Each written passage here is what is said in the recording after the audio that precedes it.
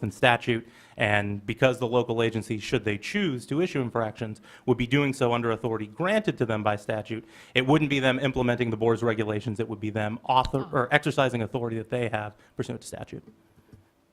Well, we may need some clarification just to help communities figure it out, or a consideration of the language Ms. Goldsmith talked about as well. Yes, and the issue is not whether the board has the authority. I believe the board clearly has the authority. The question is, how does that authority devolve down to the local agencies? And I maybe need to have some discussion with your council as to whether or not that drought statute provides it. I don't think it does, but I'm open to discussion. Thank you. So I have a question. I appreciate you referencing the Section 1058.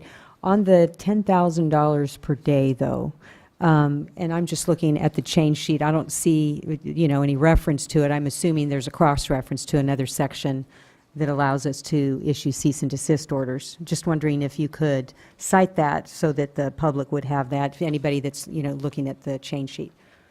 We'd certainly be happy to. Board Member Diadamo, and that, just for our immediate discussion, is set forth in Section 1845 of the Water Code. Again, to be clear, cease and desist orders and administrative civil liability, as well as directing the Attorney General to seek injunction, those are powers that the board has. Those aren't powers that local agencies would have. But local agencies and the board would conceivably share the infraction authority.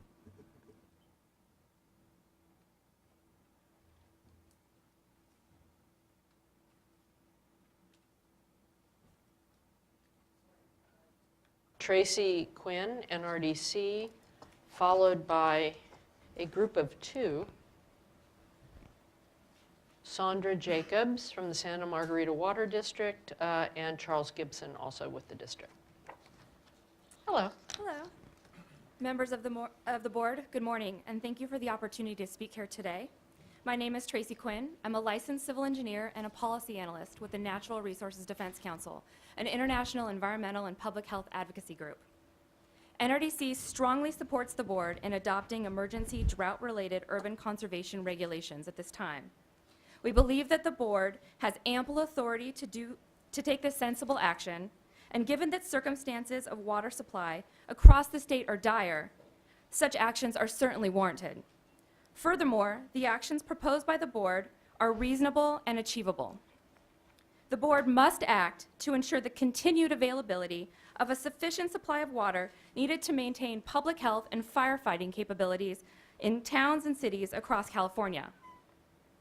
Until now, drought mitigation efforts have largely been based on the expansion of existing conservation programs that provide incentives to reduce water demand. Unfortunately, due to the severity and duration of this drought, it's now time to utilize both the carrot and the stick. Common sense regulatory measures are now needed to curtail the waste of this precious and limited resource. We note that although the 4 prohibited activities in the proposed measure are commonly prohibited in local water waste ordinances, even when a water supplier is not facing drought conditions, the board's actions will backstop these local ordinances and expand enforcement powers to all public agency employees with law enforcement powers. We believe the board could go even further in prohibiting wasteful activities. For example, the operation of ornamental fountains could be barred entirely, as any fountain or spray has the effect of increasing evaporative losses, regardless of whether the fountain recirculates its water. Additionally, we support the mandatory activation of local drought contingency plans to the level that establishes limits on outdoor irrigation. Initial stage limitations in water shortage contingency plans typically allow for ample irrigation and simply serve to curb the widespread excessive irrigation that is unfortunately commonplace. The board may need to go even further in this area in the near future, but at present, the board's proposed water-saving measures are a wise first step. NRDC also strongly supports the requirement for water suppliers to report monthly water production. The board needs to manage this drought in real time and therefore needs real-time data. Furthermore, NRDC recommends that the language of the regulation extend to submission of monthly production numbers for the years 2011, 2012, and 2013, as well as the initial months of 2014, to provide the board and the public with the same 3-year baseline for all water suppliers, including those who refuse the board's initial voluntary request for past and current water production numbers. Regarding per capita water use, concerns about misinterpretation or misuse of the data is not a sufficient reason to handcuff the state. This data is essential for the state to monitor the status of available supplies and current demands and assess the efficacy of conservation measures. Finally, the board needs to play a stronger role in pushing water suppliers to make rate adjustments to compensate for reduced sales. The failure of many water suppliers to adopt drought contingency rates as part of their voter-approved rate structure will leave many water systems financially exposed until they put rates into effect that reflect drought conditions and reduce sales targets. As my colleague Johanna Dyer mentioned in her June 17th comments to the board, we also believe that the board should require each urban water supplier to immediately prepare and submit a report that quantifies the revenue shortfalls anticipated over the next 12 months and identifies measures to be taken to maintain the solvency and operational capability of the utility and the affordability of essential levels of water service for low-income customers. Water suppliers should report directly to the board regarding these financial assessments. We urge the board to adopt these water-saving and monitoring measures as they are a critical first step in addressing California's drought emergency, and we look forward to working with state officials to identify additional actions to stretch our limited supplies. Thank you. Thank you very much. Sandra Jacobs and Charles Gibson, so we come up together, and they're followed by Chris Brown. Good morning, Madam Chair, members of the board. I'll talk right into the microphone. Very well done. Thank you. My name is Sandra Jacobs. I'm the president of the Board of Directors of the Santa Margarita Water District. I've been serving on the board for the past 18 years. On behalf of Santa Margarita Water District, Orange County's second largest retail water supplier, serving more than 155,000 people in southeast Orange County, we thank you for the opportunity to provide comments on the proposed emergency drought regulations. The district submitted written comments on July 14th before noon with specific suggestions concerning enforcement, reporting, and performance measures, some of which your staff has addressed today. Thank you very much. In today's testimony, my colleague here will highlight some specific comments designed to improve the efficiency and effectiveness of enforcement, and I am going to make a few general comments about our efforts as a water district. Prior to the governor's formal declaration of drought emergency, our district was working closely on drought preparedness and water use efficiency with our two wholesalers, the Metropolitan Water District of Southern California, the MET, and Municipal Water Districts of Orange County, MODOC. Shortly after the governor's drought announcement, our board budgeted $100,000 additional for drought response outreach plan. Because as your very first speaker said, it's all about communication with our customers. And we continue developing a new water use efficiency plan as well. We expedited projects for recycled water, both new and retrofit, including stormwater capture and basin recharge through the San Juan Basin Authority. So I concur with your prior speakers with regards to the recycled water credits. We've done quite a bit with regard to recycled water. After years of effort and millions invested in water use efficiency measures, our district has reached the state-mandated 20% by 2020 conservation goal ahead of schedule. This was accomplished while accommodating more than 13,000 new residents over the time period in carefully planned communities as well as urban infill. I'm also pleased to inform you that our agency has an ordinance in place, and that was also submitted with our letter, with provisions that meet the requirements of the proposed regulations, including a water shortage contingency plan to address the possibility of continued water shortages. I believe it would be beneficial to allow time for your staff and the board to digest these comments that have been provided prior to implementation. And the last thing I wanted to add is kind of a personal note. because after 18 years on the board, I know the conservation measures that we take in Southern California help Northern California. I grew up in Santa Barbara. So during the 70s and 80s, we had a theme: shower with a friend. If it's mellow, if it's yellow, you know the rest. So we're very prepared, and I thank you for your time this morning. Thank you for your efforts, too. Mr. Gibson, I'm Chuck Gibson, and I'm... you may want to move over to the, Yeah, okay. it's awkward, so you either take hers. I might say that it is a pleasure to be here, and that, as you could tell from our president, Sandra Jacobs, we have an attitude of complete support for what you're doing. What we're trying to do today is help refine for effectiveness. We all have the same goal of getting better conservation. And in fact, a couple of things I'd like to add to what the president said that we did following what the governor's action was, that is very important. We built into our budget for next year reduced revenue based upon a 5% additional consumption reduction in basically water sales. The other thing we did is we instituted stage 2 mandatory on all of our facilities. I've got a report I won't go into here that we didn't submit to you, that we've done some amazing things in our own facilities throughout the district. That's great. Another thing I'd like to make you aware of, and it leads into my next set of comments on enforcement, is that our district's maybe not unusual. Every district feels like it's unique, and so ours indeed is. The boundaries are unique. We've got a city, Rancho Santa Margarita. We've got Mission Viejo partially. We've got San Clemente, and we've got lots of unincorporated territory. So what you have is a county sheriff, police people, and then the question comes, and you can see where the confusion might come, is who's the primary enforcement authority? We have been the ones that have done it over the years and done it very well, working with our customers. And the approach we take is an educational approach. We give warnings, 1, 2, maybe 3, before we do have the power. We have fines. They aren't very large, but they get people's attention.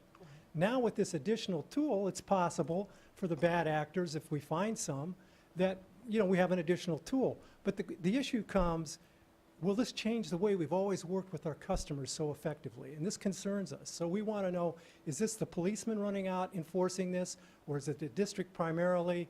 And do our people have the authority to issue warnings instead of just the fines right away? And if we don't issue a fine right away and the board is looking over our shoulder, is there a $10,000 a day fine to us because we didn't do our job? So what I would suggest to you is, working cooperatively, that you treat it as your attorney suggested. It's a tool. You delegate it to us. I remember from the analogy of city attorney, county district attorney, and state attorney general, when you have a city attorney, and we're in effect the city attorney for water, we're the primary enforcers. If that's the case, let's make it clear. And let us do it the way that we've always done it.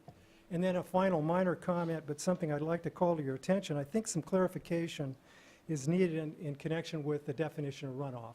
And that's something that we outlined in our letter, and it could be, it would help for more clarity in terms of the specific prohibitions.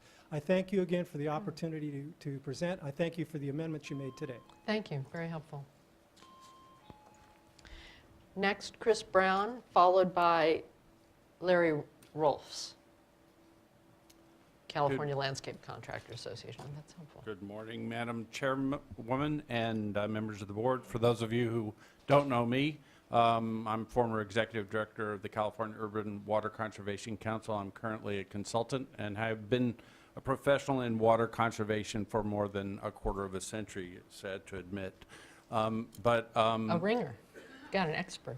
So, yeah, in fact, I'm the chair of the American Water Works Association Drought Manual Committee, although I'm not representing the AWWA today, and have worked on per capita and drought issues for many years.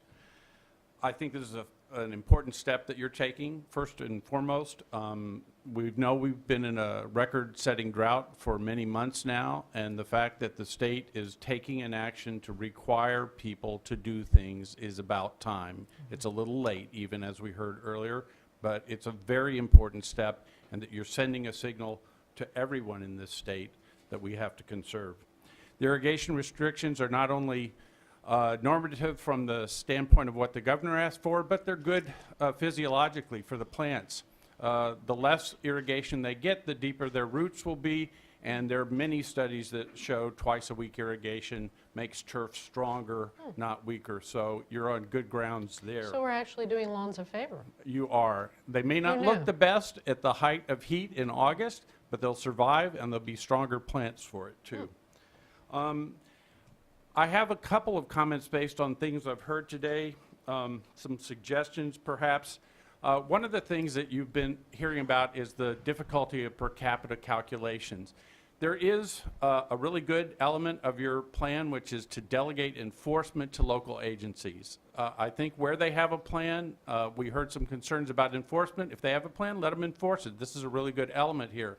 But when it comes to data calculations, the reality is you're asking for people's production numbers, and it is difficult for some agencies to cobble together their population estimates based on the fact that they don't serve a single municipality or a single population district or a census district within the way we calculate population. The state, however, has all that information. So if you're not ready to do it this year, I suggest that we start moving towards the future in which you collect the water use data from the agencies and you do those per capita calculations here at the state level. That's not going to make me particularly popular with everybody behind me, but I think that's the appropriate place to get consistency in calculation methodology.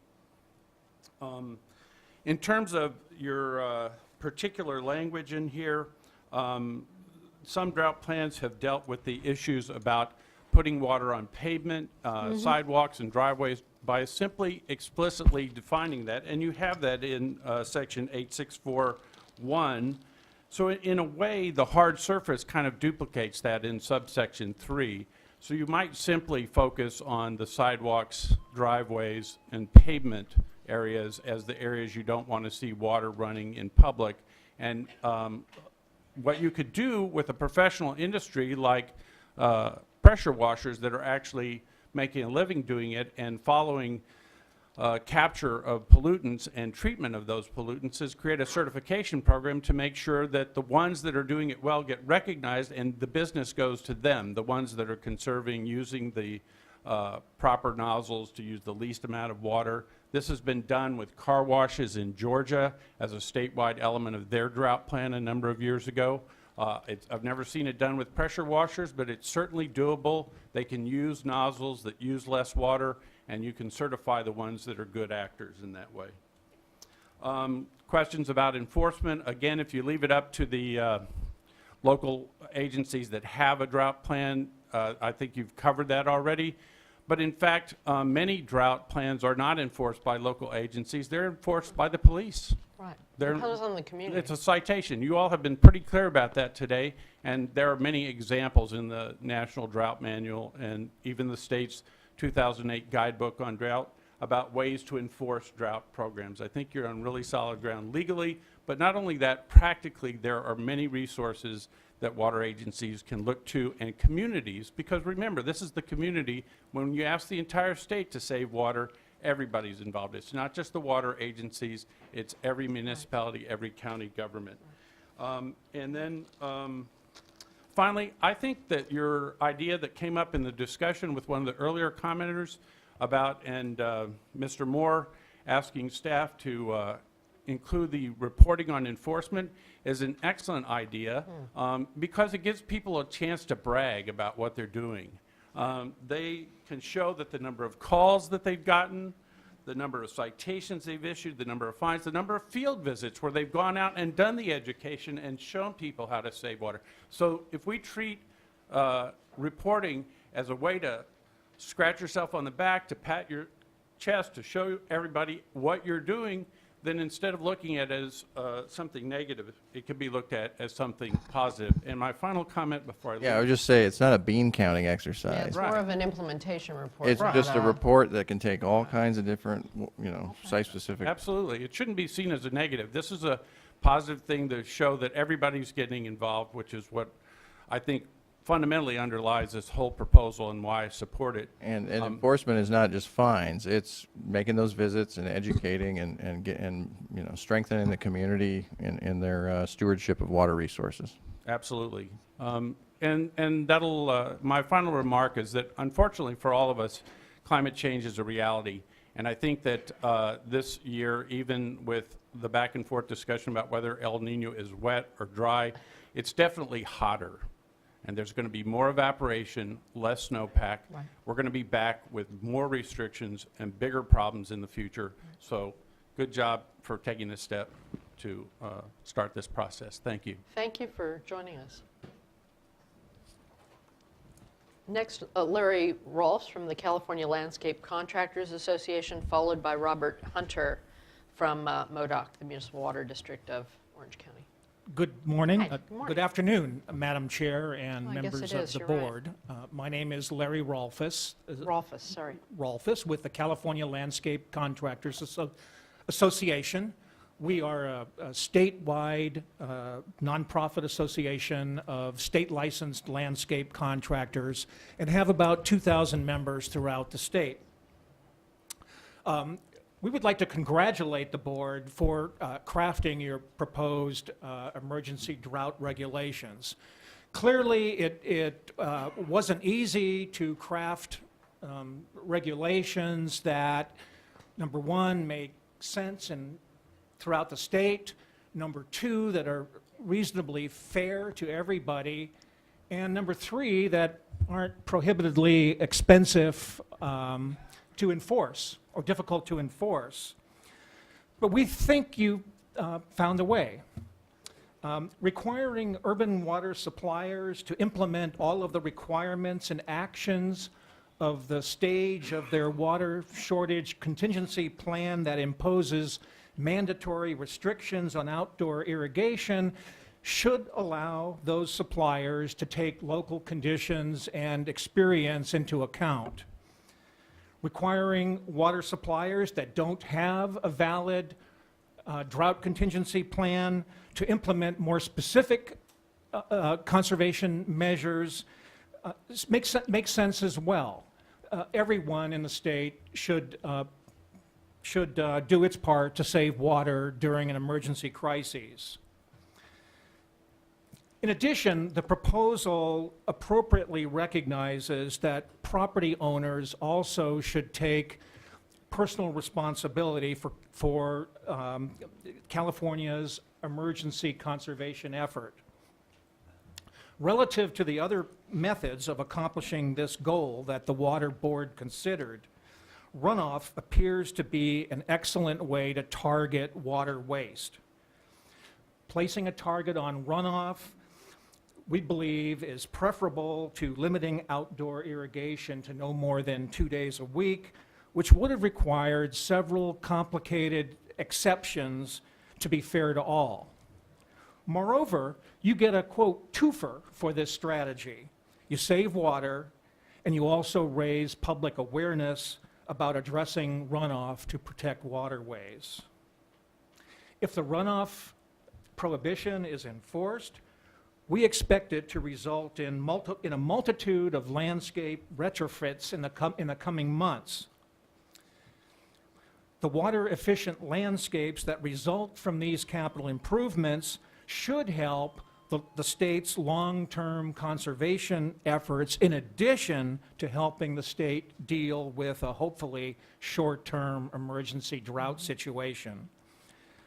Finally, the proposal seems to recognize the importance of landscaping. As the government code states, landscapes are essential to the quality of life in California by providing areas for active and passive recreation, and as enhancements to the environment by cleaning the air and water, preventing erosion, offering fire protection, and replacing ecosystems lost to development. And we appreciate your recognition of these benefits by proposing this carefully balanced, and we expect highly effective emergency drought regulation. Thank you for your work so far. Thank you very much for your kind words. Very thoughtful. Robert Hunter, nice to see you, followed by Paul Cook from the Irvine Ranch Water District. Thank you. Thank you, Chair and board members. And thank you for the dialogue today. It's been very helpful, I think, for all parties. I'm Robert Hunter. I'm the General Manager for the Municipal Water District of Orange County, MODOC. A number of my member agencies are here today speaking also. MODOC is a member agency of Metropolitan. We represent 28 member agencies in Orange County and over 2.2 million people. We are a water wholesaler, so I especially appreciate the changes that were made relative to wholesale versus retail and clarifying reporting. As the drought goes on, if we need to think about how to deal with wholesalers, a bunch of you will now be on the committee. We will be happy to respond and assist any way we can. As a water wholesaler, we have strong programs in reliability, water use efficiency, conservation and communication and education. The reality is that Orange County has already hardened its water use over 20 years of active water conservation, water use efficiency. As a matter of fact, the county as a whole has already exceeded the 20 by 2020 goals. Right. MODOC has invested more than $44 million with our member agencies in water use efficiency. Active water savings are more than 36,000 acre-feet per year now, with a total savings of both active and passive of over 120,000 acre-feet per year. In addition, one of our member agency is a world leader in water reuse, which is currently recovering 70,000 acre-feet of wastewater per year, and it's on its way with an expansion to 100, then 130,000 acre-feet per year. And some of my other member agencies, including those here today, are expanding their reuse to 30,000 acre-feet today. On the education side, we've educated more than 3 million students in Orange County about water use efficiency, and it's the largest water education program in the state That's great. of MODOC and our member agencies.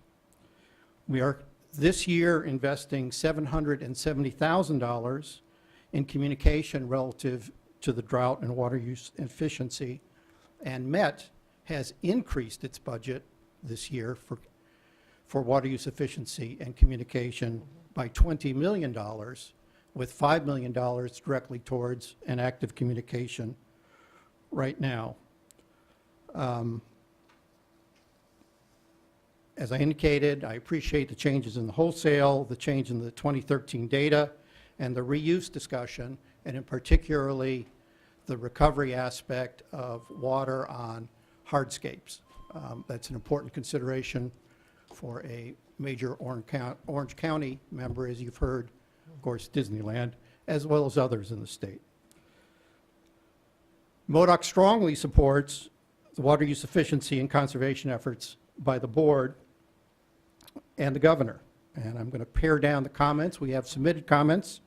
I'd like to just cover a few. One is, why all the background on what's happening in Orange County? It's because we Makes us feel good to hear all the good well, things you're doing. makes me feel good too. And by background, in prior life, I have been the general manager commissioner in that state for a major retail utility, drinking water, wastewater, stormwater, very large utility in the southeast United States in that drought. So if in the future you'd like to talk about enforcement, I have some very specific experience with that. Yeah, that's an amazing one. What's happening right now, though, is that we have a series of tiered programs. I spent most of yesterday working on Met's allocation plan, looking at what needs to be changed going forward when we reach the point, if the drought continues in the next year, that we pull the trigger on that. Right.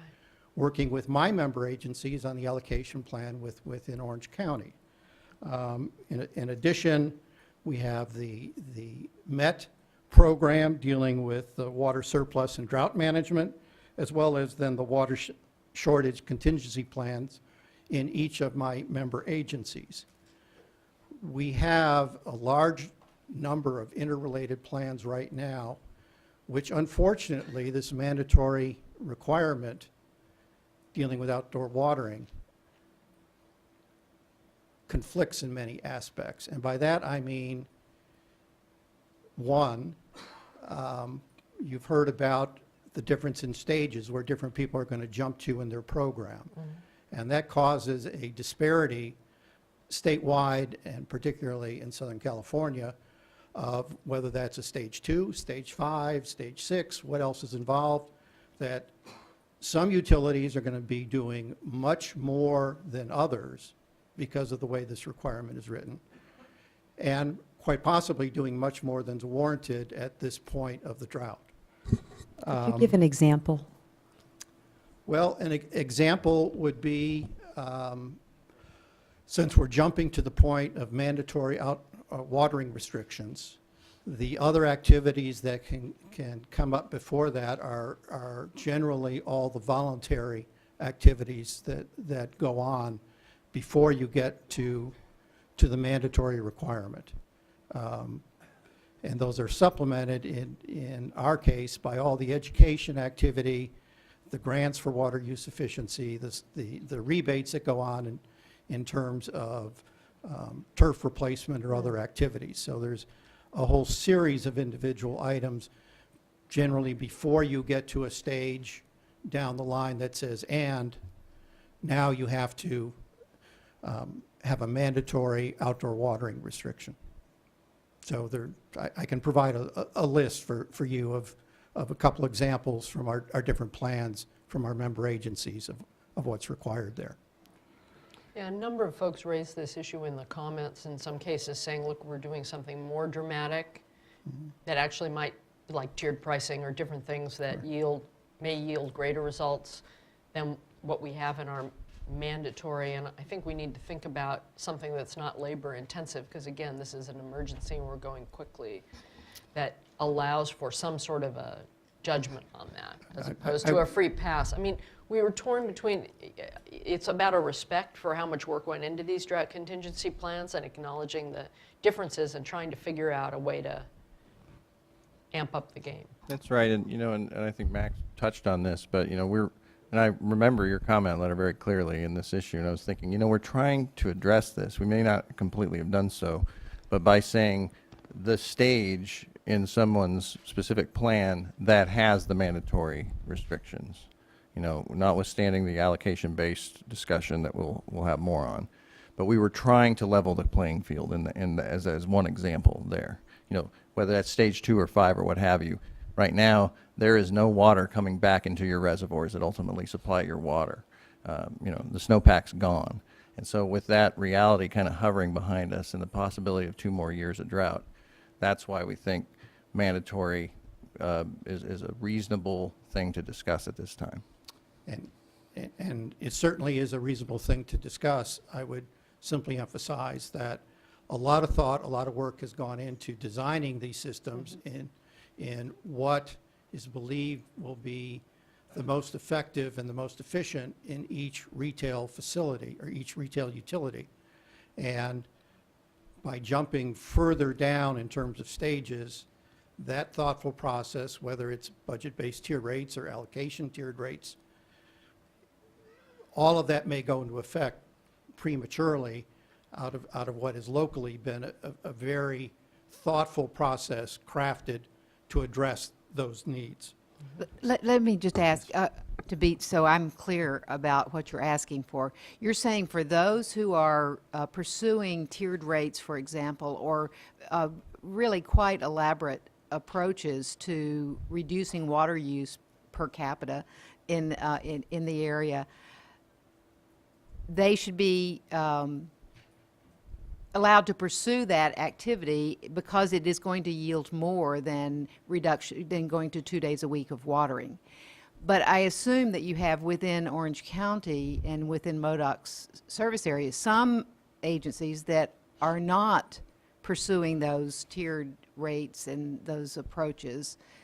So if this would apply to them? Is that what you're, can you make the distinction? I think that what we would be asking for is some type of equivalency test or process where if you have a series of steps that are the equivalent in terms of effective reduction, And if you don't, and if you don't, then you default, just as written pass go. in the regulations now for the less than 3,000. If you don't have, you default to certain conditions. But some type of equivalency in terms of programs. Right.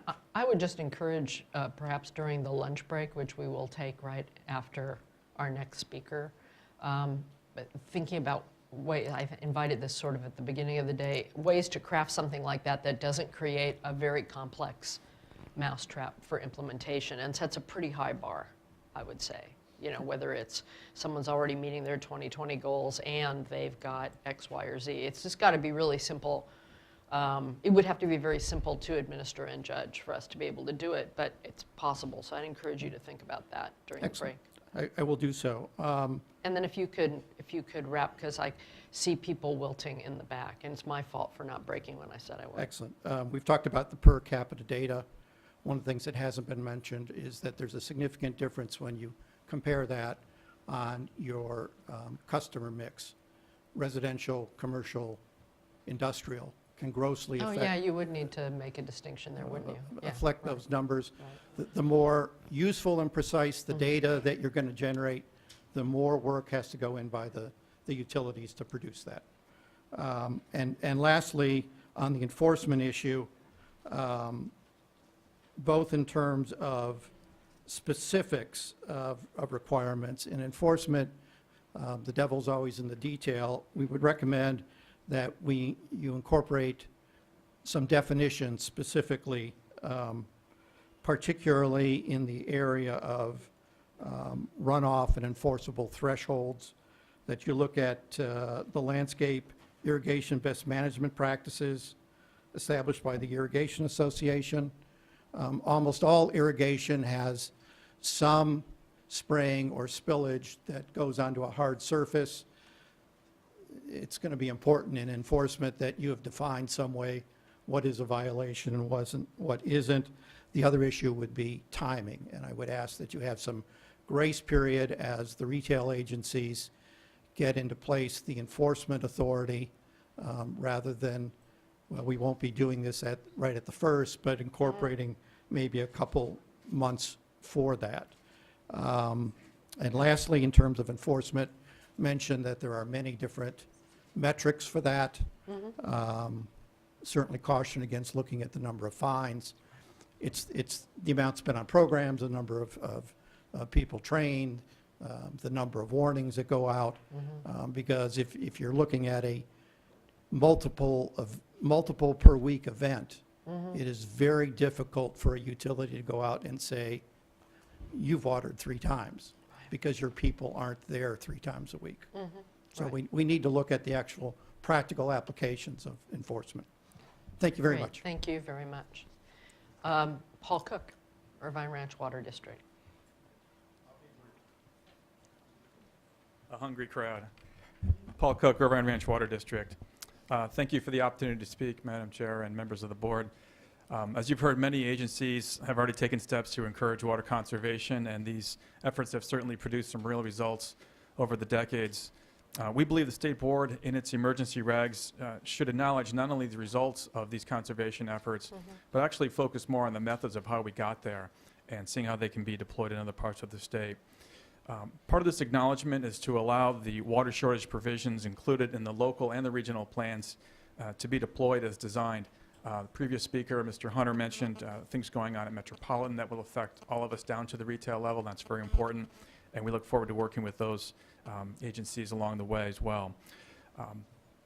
Because California shares in all of the waters of the state, we understand that we all must share in the shortage and share in this pain that we've had.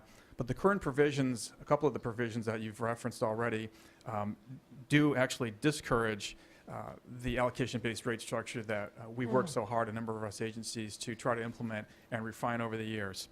We see this as really an opportunity to encourage an extremely effective conservation tool, allocation-based rate structures. And I'll explain what I mean by that. In our letter, we talked about provision, we used to be called X2, Part B, where it talks about other measures in Part C. Problem with Part B, where we would all fall in as having submitted a water shortage plan, is that it doesn't really allow for other measures. It takes all agencies straight to our water rationing stages, which for Irvine Ranch Water District is our highest final stage of rationing, human health and safety type levels. Disregarding all of the other steps that we would take along the way, steps that are very important to us, which we've frankly already taken. The main tool of an allocation-based rate structure in the time of an emergency or shortage is we can turn down those allocations. That's the pricing signal that gets sent to our customers. We did that back in 2009 with good result. We lowered them about 15% in 2009. And just recently, effective July 1st, 2014, Irvine Ranch Water District Board rationed it down 20%, directly correlating with the governor's call for 20% reduction. And so we're looking forward to the results of that. We're also looking forward to a number of phone calls from our customers. But again, we also have a very aggressive outreach program. Customer service has been trained, and we expect a allocation-based rate structure that is very well understood and embraced by our customers to be very effective in further reducing. It's an interesting effect of the $500 fine or penalty that we're talking about here. We use I think you've talked about the $500 as a way to discourage the waste.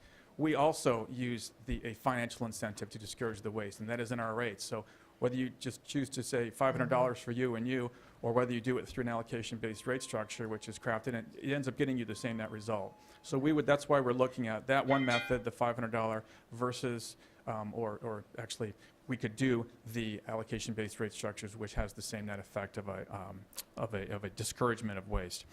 Two other points on the recycled water. It seems like we wrote in our letter that we'd like acknowledgement of recycled water. It seems like we've picked those up, and as Ms. West explained, if we can get those laid out throughout the entire regs, that'd be great. It's really not a disposal option anymore for us. It's more of a resource for us, and we're really excited about how recycled water has evolved over time, and we really do look forward to working with the state board and your staff to look for new and more ways to use recycled water, ornamental lakes and impoundments and other things that we've been talking to you about in the past.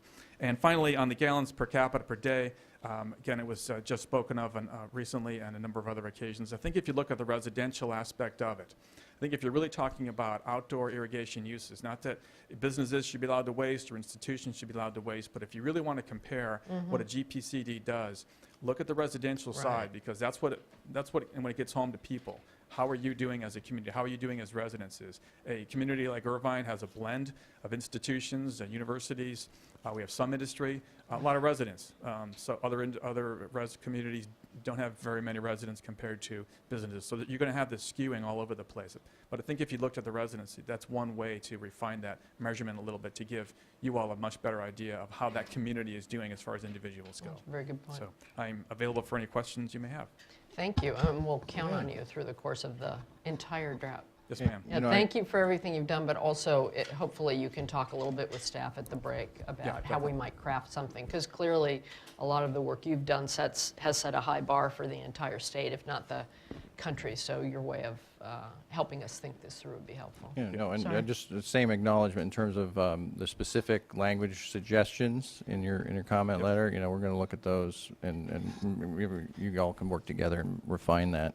I think we understand the spirit of that and how your structure of tier, the rates that you charge ratepayers can have as strong a signal as an enforcement program, and I really hopefully acknowledge that. One of the good things that could come out of this drought is that more folks do go to this rate structure. It doesn't happen overnight, but if folks go to it, that would be a sustained conservation measure that would long outlast this drought. Yeah, that's absolutely correct. So, okay, thank Well, you. thank you very much, and thank you all for your attention. My apologies for going a little later than I projected. We'll now take a lunch break until 1:15. I think that'll give staff some time to be thinking about what we've heard. We've been talking about some of those issues, and we'll tee them up for discussion for afterwards, but there's more to come. We're about 2/3 or more through the speaker cards, and so we'll be able to get to more good suggestions and discussion relatively early this afternoon.